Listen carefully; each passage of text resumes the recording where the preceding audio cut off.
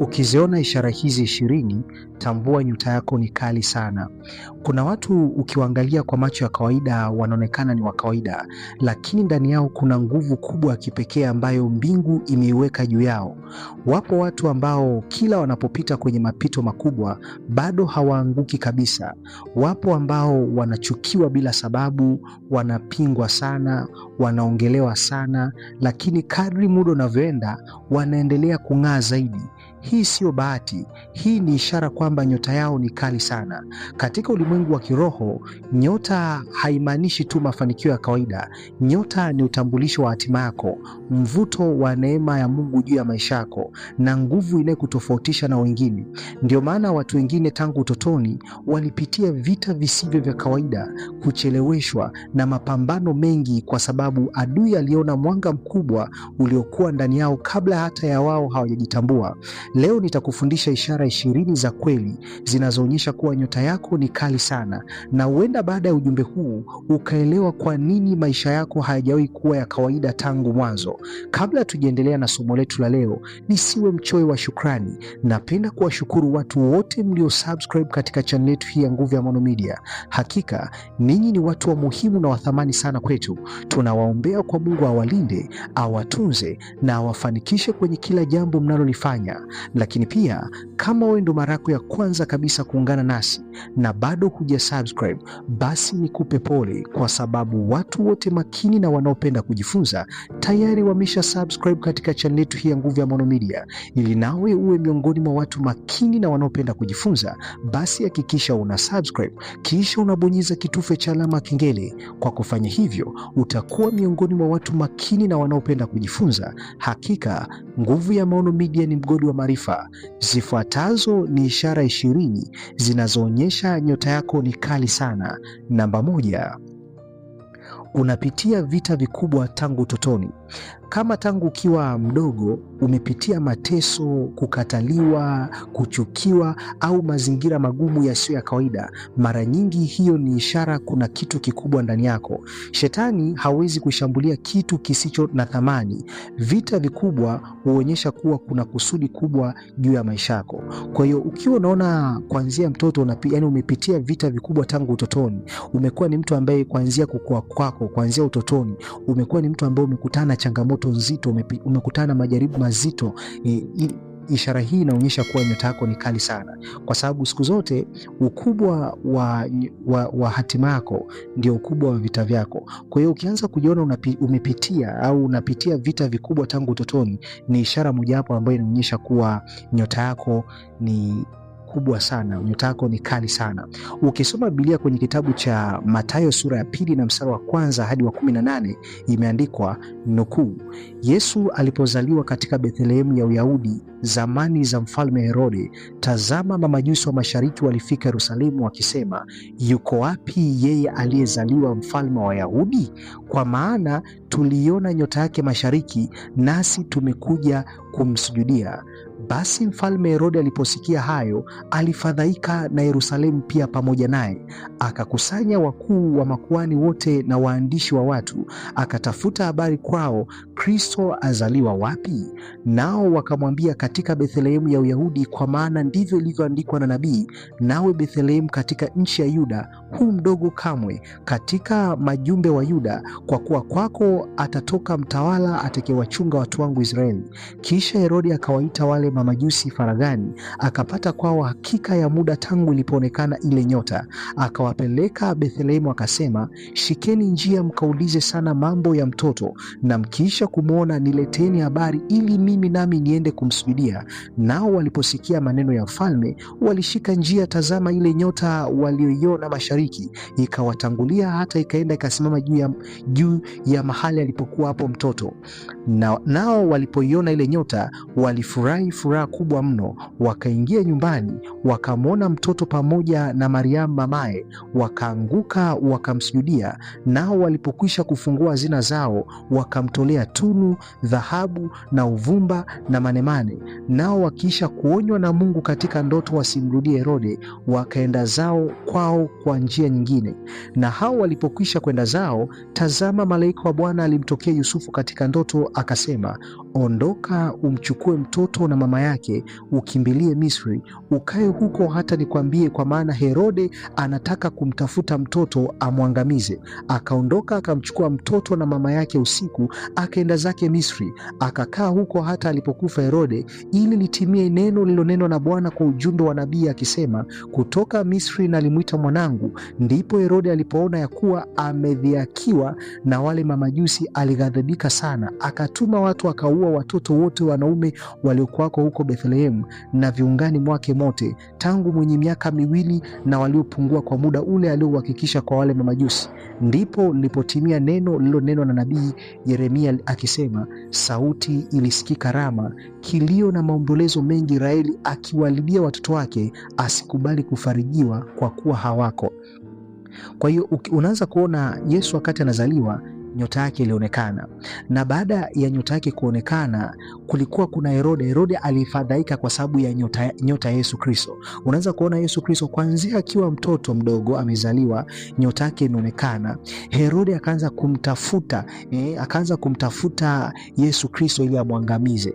Kwa hiyo ishara mojawapo ambayo ukiona tangia utotoni umekuwa ukipitia vita, ni ishara mojawapo ambayo inaonyesha nyota yako ni kali sana. Unaanza kuona Yesu Kristo bado mdogo, wazazi wake wanakimbia, wanahangaika kuokoa maisha yake.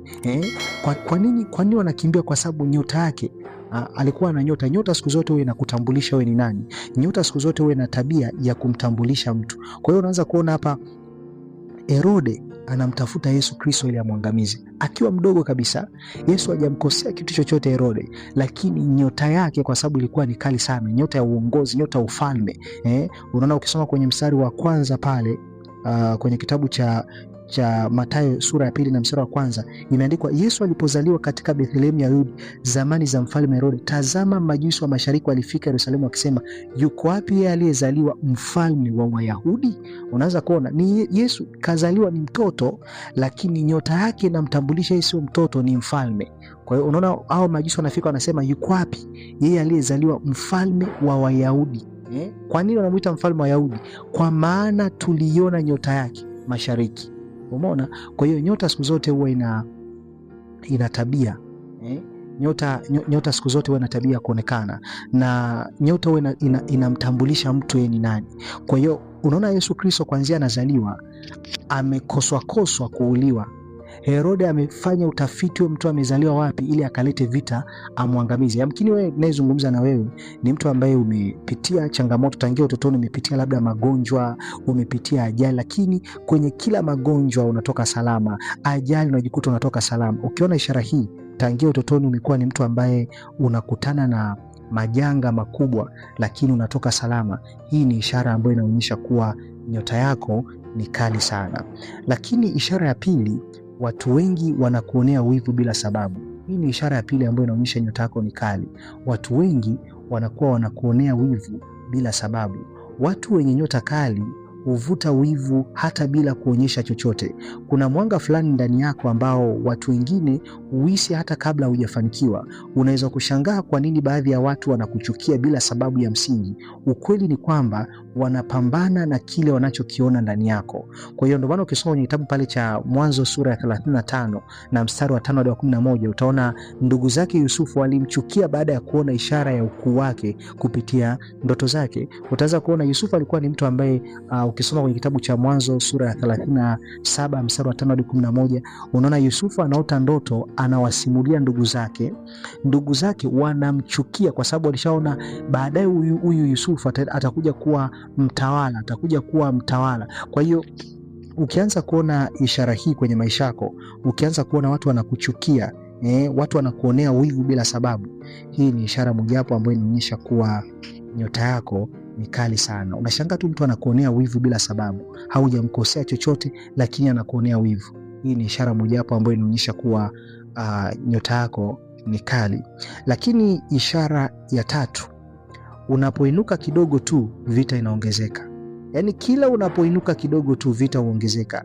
Kila unapokaribia mafanikio makubwa, ghafla changamoto huongezeka. Hii ni kwa sababu kuna nguvu zinazopinga kuinuka kwako, lakini mara nyingi hiyo ni dalili kwamba uko karibu na kiwango kingine kikubwa cha maisha yako. Kwa hiyo ukianza kuona ishara hii, unapoona kila unapoinuka kidogo tu vita vinaanza kuongezeka kwenye maisha yako, unapojaribu kuinuka unaona vita vinaongezeka, hii ni ishara mojawapo ambayo inaonyesha kuwa nyota yako ni kali sana, na ni ishara mojawapo ambayo inaonyesha unakaribia ni ishara ambayo inaonyesha unakaribia kupokea kitu kikubwa kwenye maisha yako. Lakini ishara namba 4, watu huvutiwa nawe kwa urahisi. Unashangaa watu wanakuwa wanavutiwa na wewe kwa urahisi. Kama watu wengi hupenda ushauri wako, uwepo wako, au wanajisikia amani wakiwa karibu nawe, hiyo ni ishara ya mvuto wa kipekee ambao Mungu ameweka ndani yako. Siku zote nyota kali huvuta watu. Kuna neema inayofanya uwe tofauti hata bila kujilazimisha. Ndio maana ukisoma kwenye kitabu cha Mathayo sura ya 5 na mstari wa 14 imeandikwa nukuu, ninyi ni nuru ya ulimwengu. Kwa hiyo ukianza kuona watu huvutiwa na wewe kirahisi, unakuta watu wanakuwa wanavutiwa kusikiliza, watu wanakuwa wanavutiwa tu na ushauri wako, watu wanakuwa wanajisikia vizuri wanapokuwa karibu yako. Hii ni ishara ambayo inaonyesha kuwa una nyota kali. Lakini ishara namba 5 ambayo inaonyesha nyota yako ni kali, una ndoto kubwa na maono yasiyo ya kawaida. Unakuwa ni mtu ambaye una ndoto kubwa na maono yasiyo ya kawaida. Watu wenye nyota kali mara nyingi hawawezi kufikiria maisha madogo.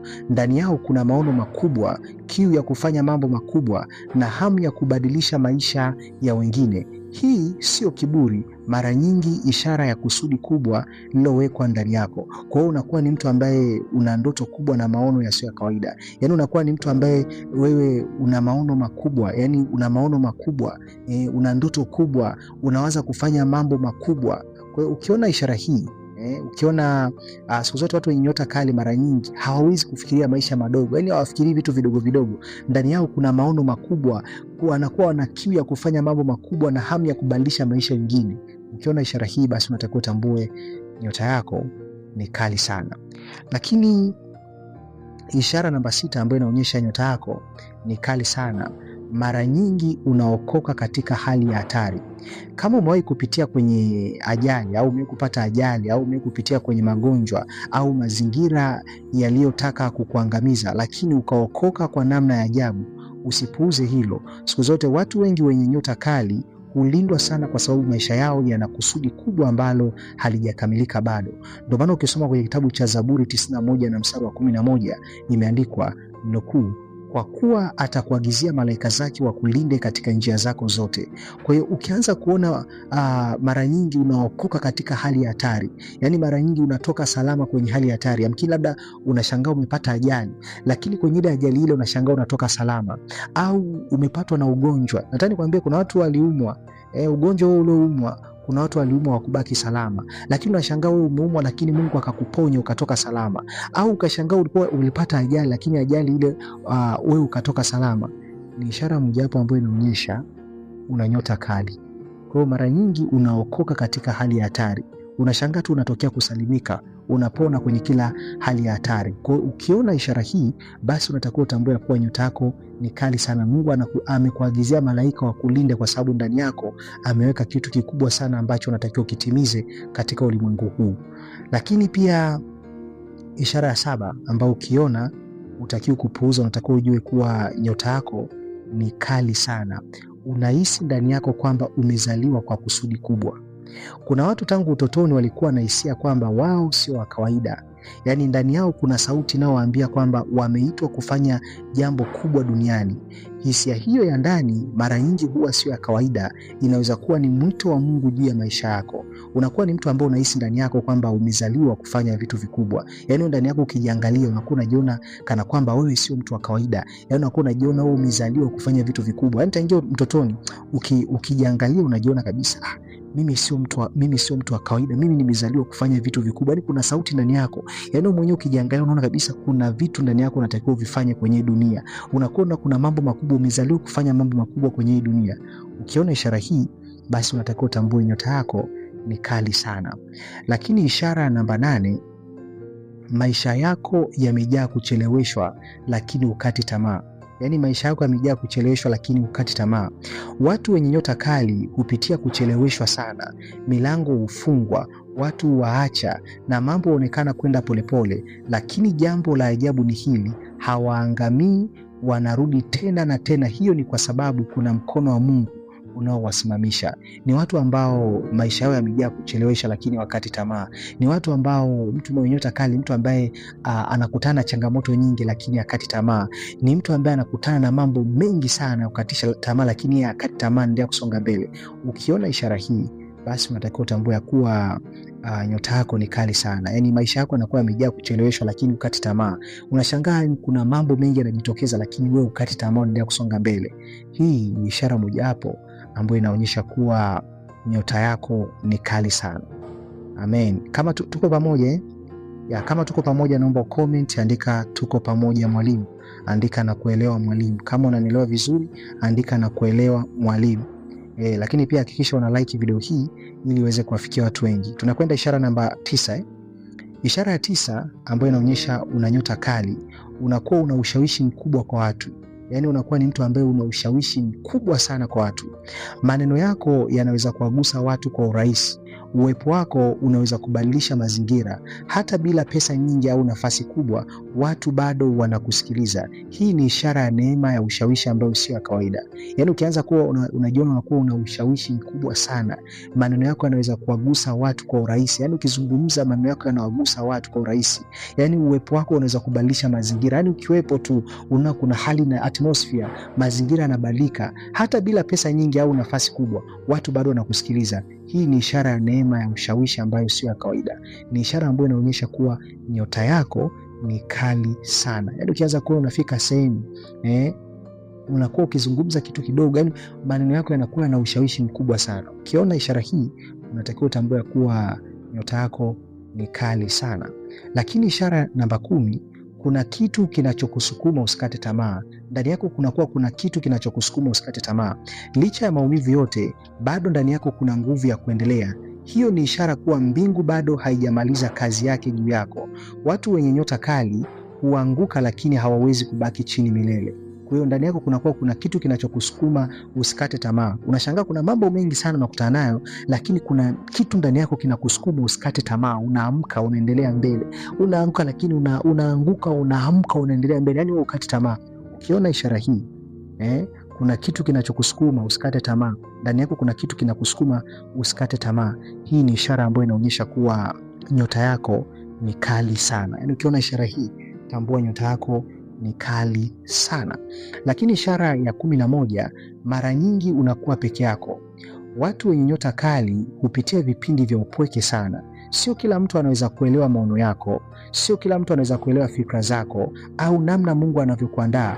Wakati mwingine Mungu hukutenga na watu fulani ili akuandae kwa kiwango kikubwa zaidi.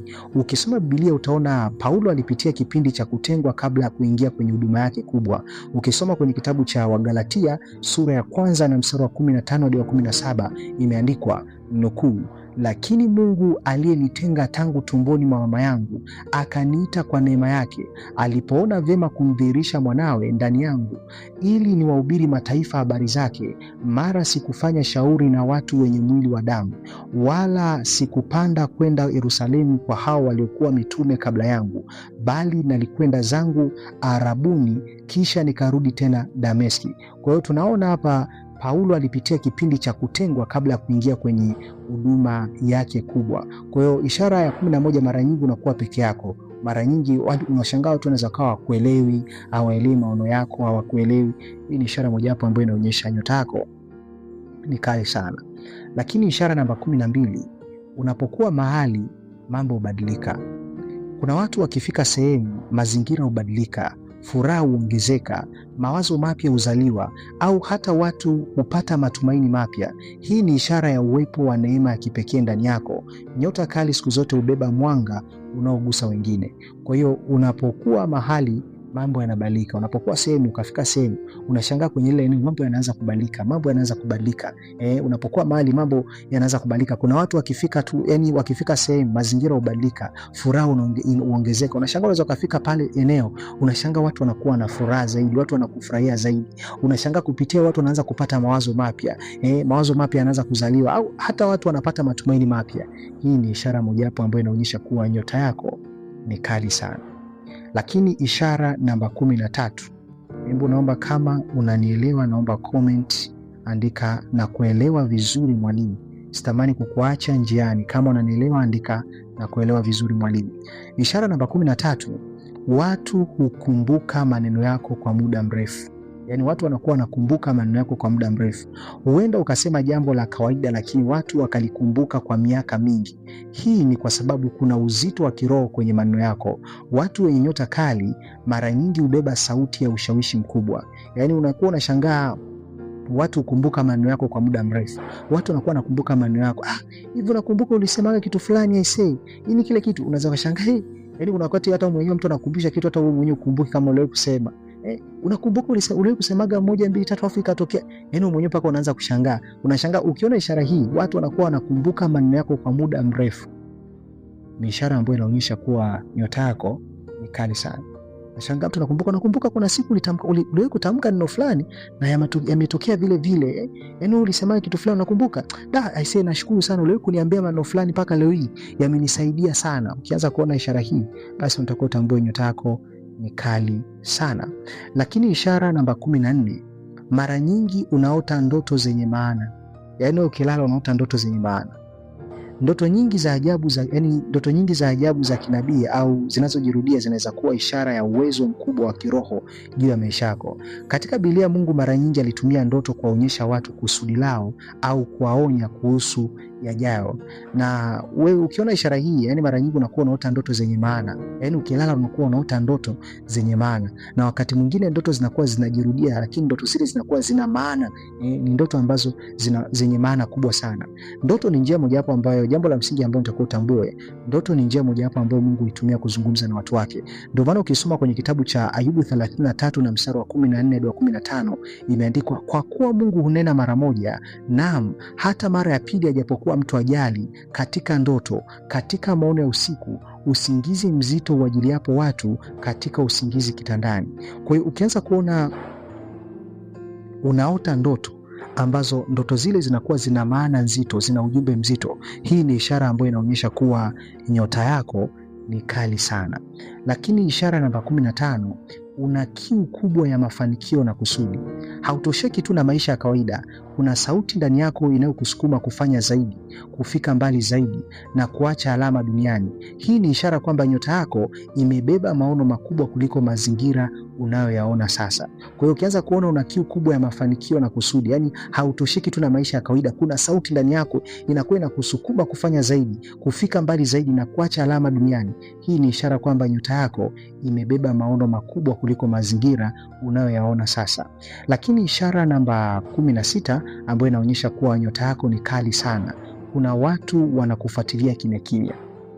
Watu wenye nyota kali mara nyingi wana watu wanaowachunguza sana. Wengine wanawachunguza kwa wivu, wengine kwa kuvutiwa, na wengine kwa sababu wanaona kuna kitu kikubwa kinakuja juu yako.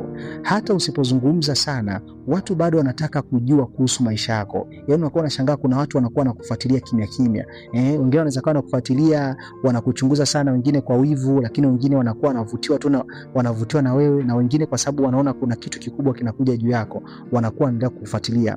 Kwa hiyo hata usipozungumza sana, watu bado tu wanataka kujua kuhusu maisha yako. Unashangaa hata usipozungumza sana, watu wanaendelea kukufuatilia. Ni ishara ambayo inaonyesha kuwa nyota yako ni kali sana. Lakini ishara namba 17, mara nyingi unakuwa na huruma ya kipekee. Yaani mara nyingi unakuwa na huruma ya kipekee. Unaumia kuona watu wakiteseka, unapenda kusaidia, kuhamasisha au kuinua wengine hata wakati wewe mwenyewe unapitia changamoto. Hii ni ishara ya moyo mkubwa ambao Mungu hutumia kugusa maisha ya wengi. Ndio maana ukisoma kwenye kitabu cha Mathayo sura ya 9 na mstari wa 36 imeandikwa, na alipoona makutano aliwahurumia kwa sababu walikuwa wamechoka na kutawanyika kama kondoo wasio na mchungaji. Kwa hiyo unaanza kuona Yesu Kristo naye alikuwa na huruma. Alikuwa na huruma kuwasaidia watu. Lakini ishara namba 18 ambayo inaonyesha nyota yako ni kali sana. Unaanguka lakini unainuka kwa nguvu zaidi. Kila unapopitia maumivu, badala ya kuangamia ndio unaimarika zaidi. Hii ni ishara kwamba kuna nguvu ya Mungu inayokulinda dhidi ya kuangamia. Lakini ishara namba 19, kama tuko pamoja, naomba comment, andika tuko pamoja. Asante kwa comment yako, nimeiona. Tuko pamoja mwalimu, asante. Mwingine na comment na kuelewa vizuri mwalimu, asante. Mungu akubariki sana. Mungu abariki mnaendelea ku comment. Na mimi sitamani kumwache mtu hata mmoja, natamani tuelewe wote. Ishara ya 19 ishara ya 19, watu wengi hushangazwa na uvumilivu wako. Baadhi ya watu walidhani ungekata tamaa, lakini bado upo. Hata baada ya majeraha, usaliti au kucheleweshwa, bado unapigana. Nyota kali huwa na uwezo mkubwa wa kustahimili vita vya maisha. Ndio maana ukisoma kwenye kitabu cha Isaya 40 na mstari wa 31 imeandikwa, bali wao wamngojeao Bwana watapata nguvu mpya, watapanda juu kwa mbawa kama tai, watapiga mbio wala hawatachoka, watakwenda kwa miguu wala hawatazimia. Kwa hiyo ukianza kuona watu wengi hushangazwa na uvumilivu wako, watu wanakuwa na kushangaa. Watu wengine wanajua huyu jamaa atakata tamaa tu, lakini watu wanashangaa unaendelea kusonga mbele, unaendelea kupambana, unaendelea kupenya. Hii ni ishara ambayo inaonyesha kuwa nyota yako ni kali sana. Lakini ishara ya 20, kuna moto mkubwa ndani yako usiozimika. Wakati mwingine hata ukiwa umechoka, bado kuna kitu ndani yako kinakwambia endelea. Huo moto sio wa kawaida. Ni ishara kwamba kusudi lako bado linaishi ndani yako. Jambo la msingi ambalo utakuwa litambue, kadri nyota yako inavyokuwa kali, ndivyo vita vinavyoongezeka, changamoto zinaongezeka, lakini pia neema ya Mungu huongezeka. Yaani kadri nyota yako inavyokuwa kali, ndivyo vita vinavyoongezeka, changamoto zinaongezeka, lakini pia neema ya Mungu huongezeka zaidi. Ndio maana watu wengi wenye hatima kubwa hupitia giza kubwa kabla ya mwanga wao kuonekana wazi.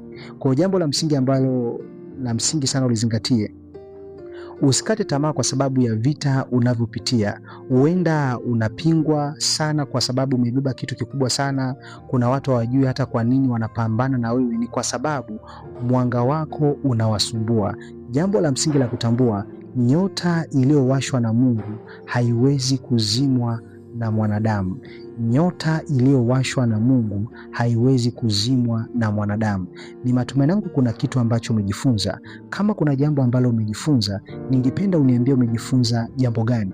Mungu akubariki sana, nikutakie wakati mwema.